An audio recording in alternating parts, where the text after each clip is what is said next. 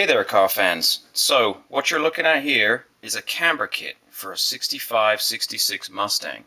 And what this does is enable you to adjust camber at the lower control arm. The stock setup on a 65-6 Mustang has no adjustment whatsoever at the lower control arm.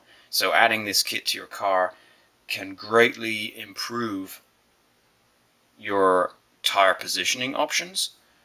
You can get more camber than you can with the stock setup, and it adds a nice little dial basically into the toolbox of how do you get the alignment that you really want.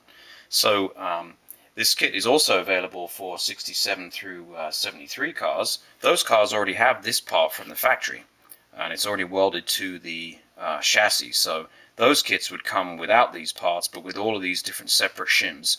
And let's think about this for a second. Those cars from the factory had this part, but what they did not have these little rectangular plates that keyed into this little rectangular slot. They had the round washer basically with the offset hole, and that's how you adjusted the lateral motion of the lower control arm. The issue we're seeing with that nowadays is that the only thing holding that thing in place is literally the friction that's created between the back of the plate and the face of this, which can nowadays be overpowered by modern tires, good suspension, and such like. So it's even on those cars that have a system kind of like this, it is a good idea to change that out, because literally this is a rectangular plate in a rectangular hole, and even if the bolt is ever so slightly loose, it can't rotate, you can't lose your alignment. So let's go over to the display. I'll show you how this works on a shock tower. Alright, so what you're looking at here is just a display that we use for shows and things to display our front suspension.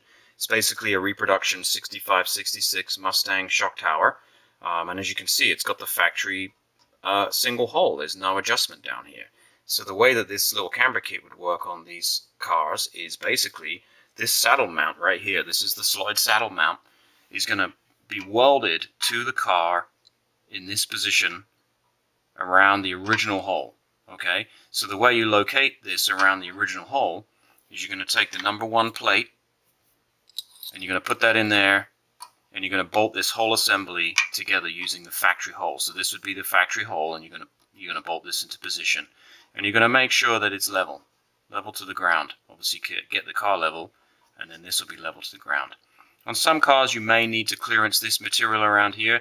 This flange was never clearance for any particular reason from the factory, so it might get in the way on some cars because it does vary. So what you're going to do, you're going to clearance this if necessary. You're going to put this on here. You're going to weld this plate here.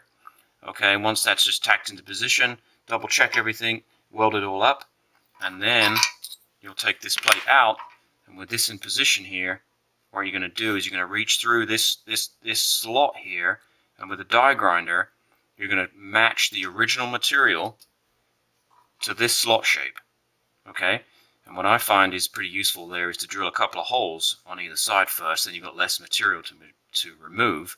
So get in there, make that slot on the original metal the same as this. That's it, pretty much. Then you're done. Then the beauty of this kit is these little U-shaped shims will go in. They're all numbered. They're all going to be in different position. So you can start off with the number 1. That's the factory location.